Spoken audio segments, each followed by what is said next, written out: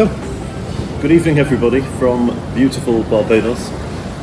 It's Jed Brown here from Low Season Traveller and Kevin Brown. Hello. We are on day 6 of our low season journey to Barbados. It's been an incredibly busy few days, as anybody who's been following this will see. We just thought we'd give you an update on the past 2 days. So today is Sunday, and the most important thing for you to note is in the background, hopefully you can make it out, and that's why we're dark, because we wanted to show you the background. It is indeed raining, which is very low season, still very warm, for sure, but it does rain. You'll have seen a lot of footage that we've taken. In fact, most of the footage that we've taken has been sunny.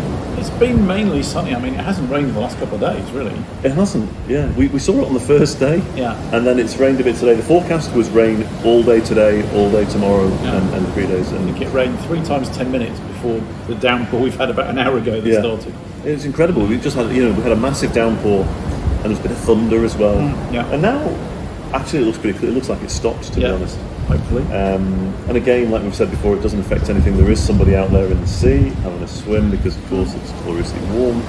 And yeah, like we keep saying, the fact that it's low season, it doesn't affect the experience.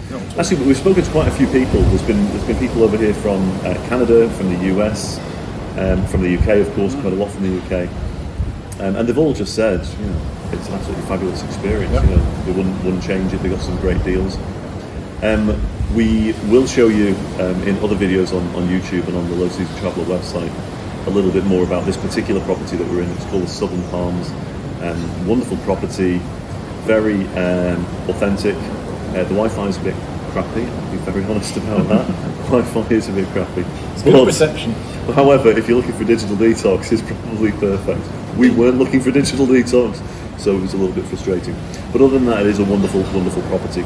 There's great prices at the moment for July with the likes of BA Holidays, QONI and all those kind of guys, starting off at about £1,174 per person for 7 nights, which I would say is pretty good value. That's bed and breakfast. And it's good breakfast, lovely and friendly. I can tell you that the hotel at the moment is about sort of 30% occupied. So it's nice and quiet. They have steel bands playing. This afternoon there was a steel band playing, which was fab actually. Just created a nice bit of atmosphere. So the past 2 days, Kev, update what were we doing yesterday? Because he always has to do this because he can't remember. It does all blend into one. We've fitted so much in. It tends to blend into one. So yesterday was, you put me on the spot now. I haven't noticed before. Yesterday was Saturday. Catamaran. Yes. So we went out. We were picked up at about 8:15, I think it was. And went out to Bridgetown, to the port, and took the Catamaran cool running, out for a lovely trip. The weather was fantastic, not a drop of rain. We went as soon as we boarded the ship. He said the bar is open. There was a great big bar in the centre, and you could drink as much as you wanted, and many people did, non-stop the whole time. And then we arrived very quickly at the first mooring point, where we were swimming with turtles. Yeah, which was lovely. So, and it didn't take us very long to get there. It was about. I drank this much of my first pint. So they said the bar's open. So you're thinking, great, we'll have a cocktail, and within 10 minutes they're like, okay, this is the first stop. The pool's open, guys, jump in. Swam with turtles. It was great, and it was great to swim with the turtles. They come very close to you. I will say this, because there was 2 of these cool runnings run 2 catamarans, maybe they have more. So altogether there must have been about 50 people between the 2 boats, maybe 60. And there'd be a guy in the water saying, there's a turtle here, and everybody would flock to it. And it felt very low season traveller to be following the crowd. I banged heads at least twice with different people because I was looking down. It gets a little bit crowded and you just think, is this the experience that I really want? So I naturally, me being me, I swam away from them completely, and I figured I'll see what else is there. There was puffer fish, there was all kinds of other fish round about, and actually then after a while the turtle came near me, and it was great, and I had this turtle to myself just swimming around, so that was really cool.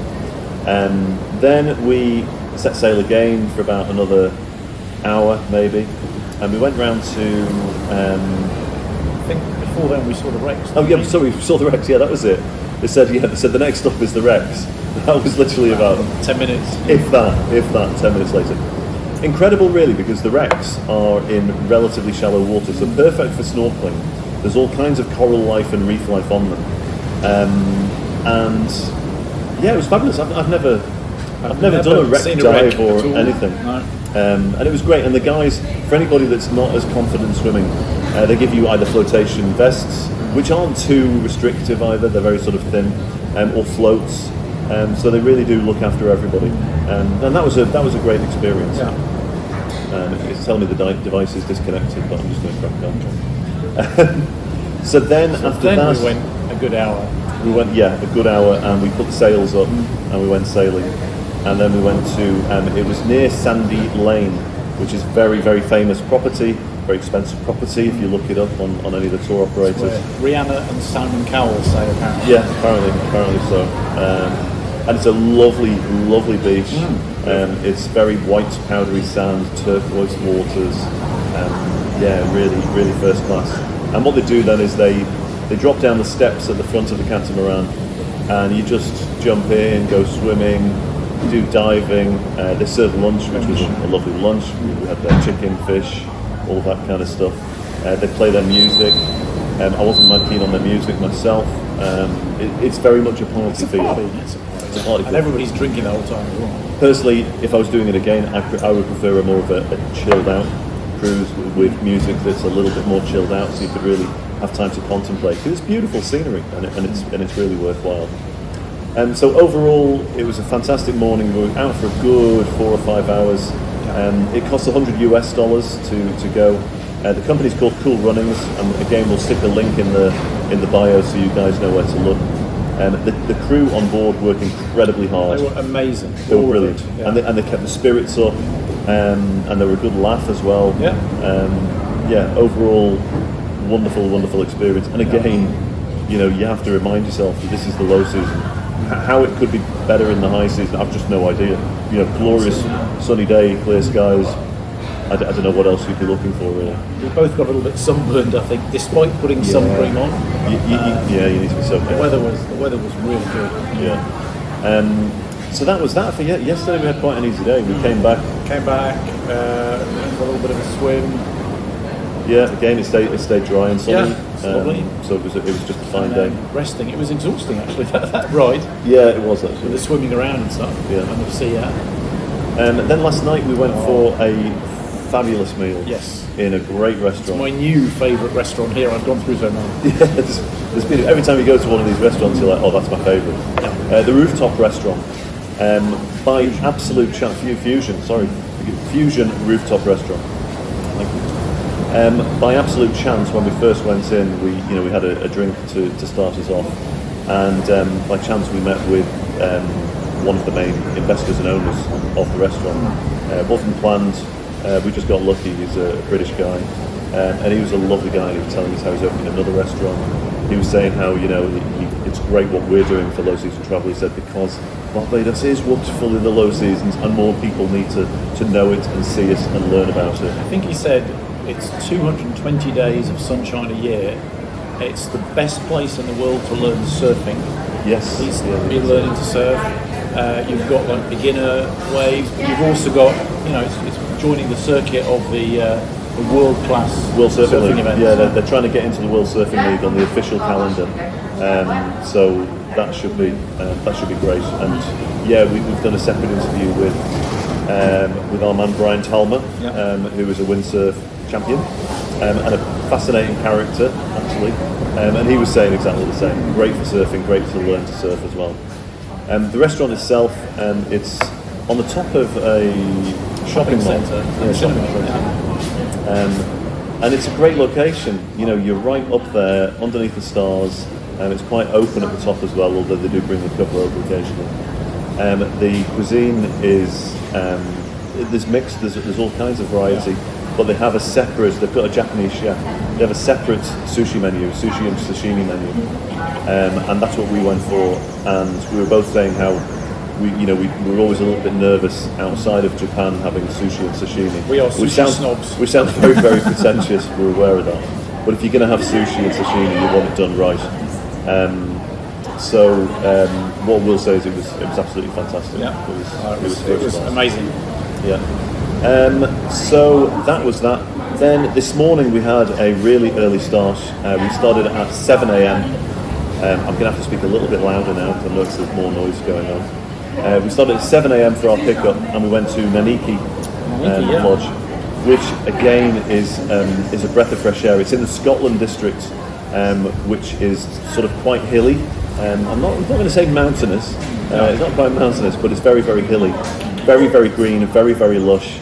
And what's unique about that district is really the forested area. It's the oldest part of the island, isn't exactly. it? Yeah. And it was first class. We met the owner Tom, who gave us a guided hike through the forest there. And it's like a tropical rainforest. Yeah, absolutely. It was really something else. And he knows everything about all of the different plants, all of the wildlife, and it was really a first class experience. So that was with. I'm sorry, we've just been offered a drink as this lady was walking by. So that was great. We did that full walk through the forest. Then at the end of that, Tom had laid on for us a yoga retreat. So again, we got to the main building, which overlooks the Atlantic Ocean and the rainforest around town. Fantastic view, wasn't it? Lovely views, lovely cooling breeze. Felt the coolest we've been since we've been here. Not unpleasant, but just a very comfortable temperature.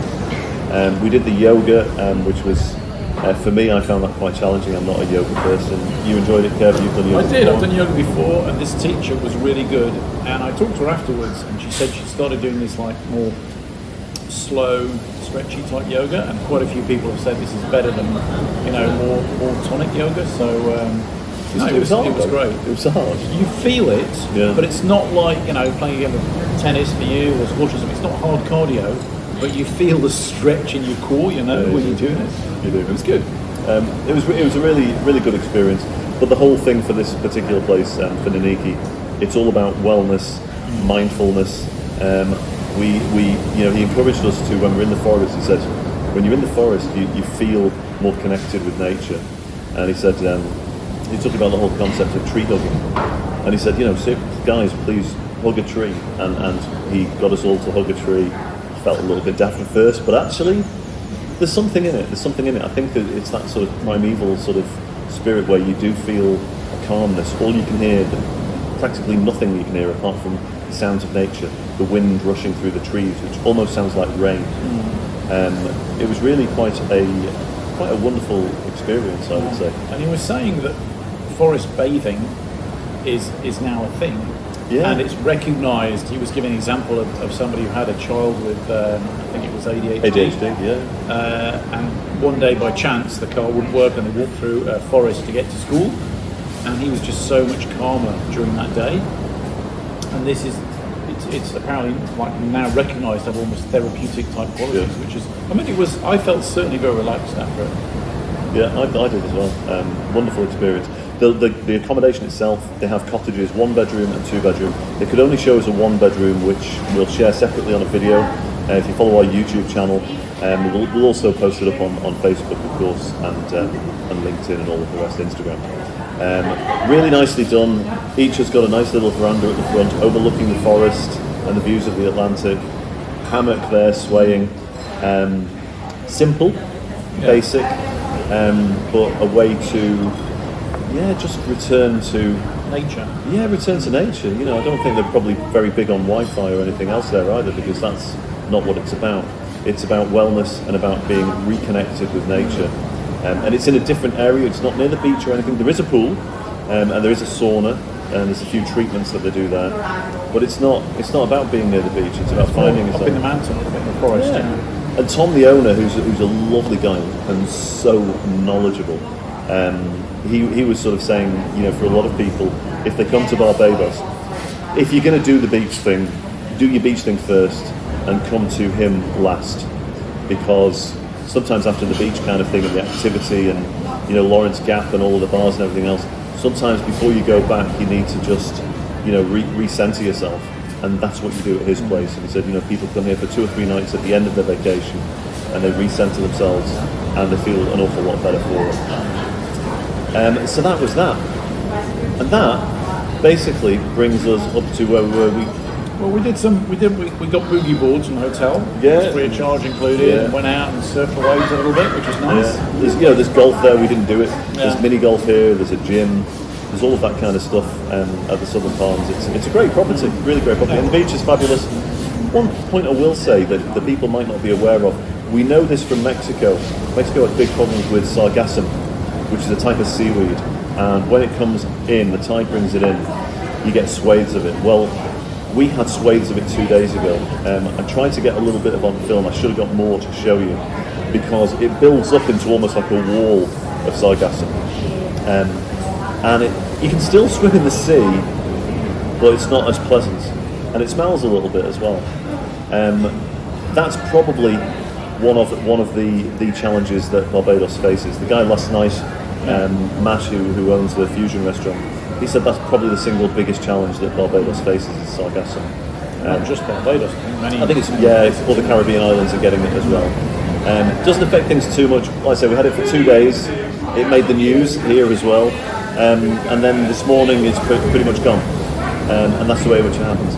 Part of that is linked to global warming, and it's something to kind of to be aware of, I suppose. Not much you can do about it, and it doesn't affect anything too negatively, so I wouldn't stress too much about it. No, again, I'd say to anybody, come in the low season. Once you pay for your flight ticket, stay 2 weeks, because it's better value. Yeah, definitely. Stay 2 weeks, and you can explore the place. It's amazing. Again, so many things we've been to, hearing about restaurants and stuff you want to try, things you want to do.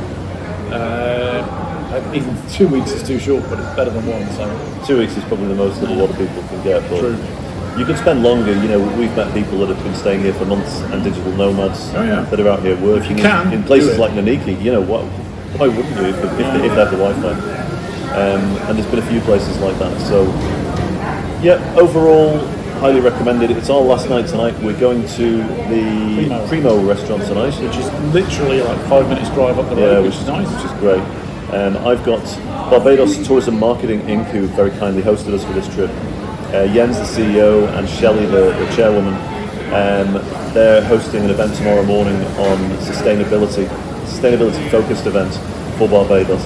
They're starting to really take sustainability issues very, very seriously here in Barbados, and putting on that event for all the local stakeholders to learn and exchange information about how they can do things more sustainably and better for the future, for planet and for people. I think it's a great initiative, and I'm looking forward to seeing that tomorrow. It'll be an early start, but that's that, and then we fly back. Yeah, indeed. And while he's doing the sustainability, I will be here, having a last go on the beach, surf on the waves. Yeah, why wouldn't before we head to the airport? Yeah, but overall, Kev, sum up your experience. Your first time in Barbados. First time in Barbados, it has been amazing. I think like many people, the stereotype. And I bought a postcard earlier on, and it's all about beaches and sunsets and sand and palm trees. But there is just so much more than that. The people are so welcoming, so friendly. We've talked to many people who come again and again. We asked them, why did you come back? It's the people, it's the home away from home, it's welcoming. And that seems to be the key theme. I'd come in the low season because I don't want to come back to this hotel to be packed. And I would just take longer and visit more. I mean, I feel that we've been all over the island. Yeah, we have. And yet, I still feel we haven't really scratched the surface. We didn't get to the very north. We didn't get to the northern point. No. There's a lot more that we could see, but you have to appreciate we can't see everything. Yeah. But in a week we fitted in quite a lot. But I would say, having obviously been aware of Barbados in the travel industry for the past 35 years and selling it, but never having been, it's way better than I imagined, actually. I don't know exactly what I imagined. I imagined a tropical beach place with beautiful beaches, and I don't know how else I imagined it. But there's a lot more to scratch below the surface, and there's more to Barbados. This is what I wasn't expecting.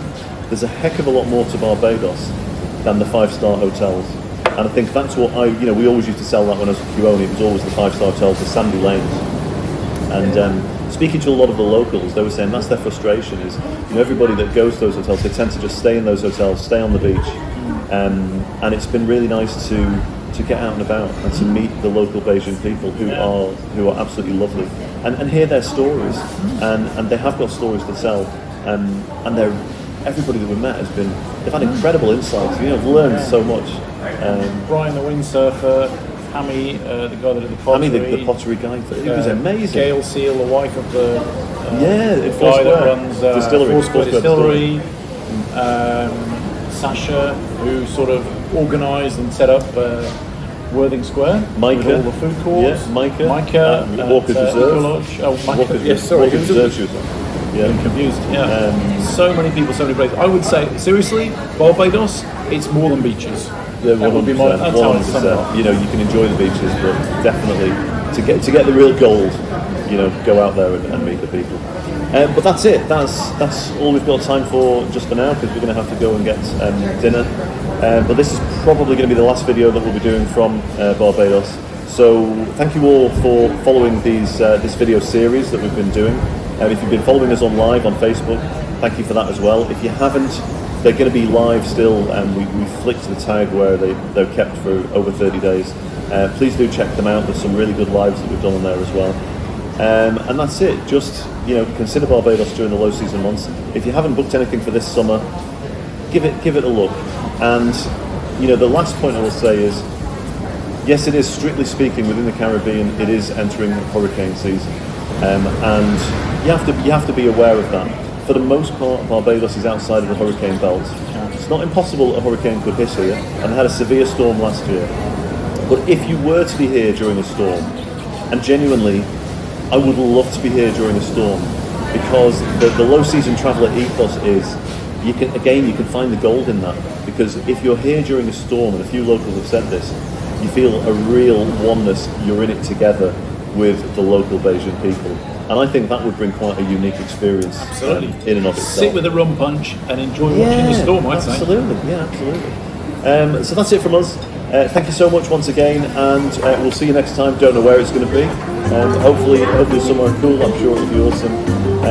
But that's it for us. Thank you so much from me. Thanks for watching. Take care. Take care. Bye.